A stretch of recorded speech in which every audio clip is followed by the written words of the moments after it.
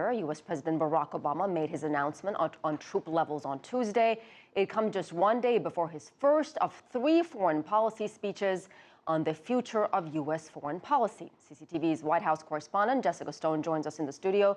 Jessica, his speech certainly looks like the beginning of a longer conversation about America's role. Certainly does, Asiye, and the U.S. president has spent a few days now pointing out that the U.S. troop commitment in Afghanistan will end later this year. He traveled to Afghanistan over the weekend to communicate that directly to American troops, and earlier Tuesday, he signaled that winding down the war in Afghanistan begins a new chapter in American foreign policy.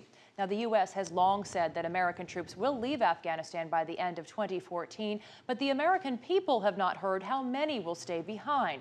On Tuesday, U.S. President Barack Obama announced the number will be just under 10,000 troops. They will remain in different parts of the country, he says, working together with NATO allies and other partners. By the end of next year, 2015, only about 5,000 will remain and will move to Kabul and Bagram airfield. The following year, 2016, the only troops that will remain are those at the U.S. Embassy and other security details in the Afghan capital of Kabul. That's the same arrangement, roughly, that the U.S. left behind in Iraq. But of course, none of this is possible if the future president of Afghanistan does not sign the Bilateral Security Agreement, or BSA. Either way, Obama is definitely sending the message that the U.S. is ready to move past more than a decade of war towards new foreign policy priorities.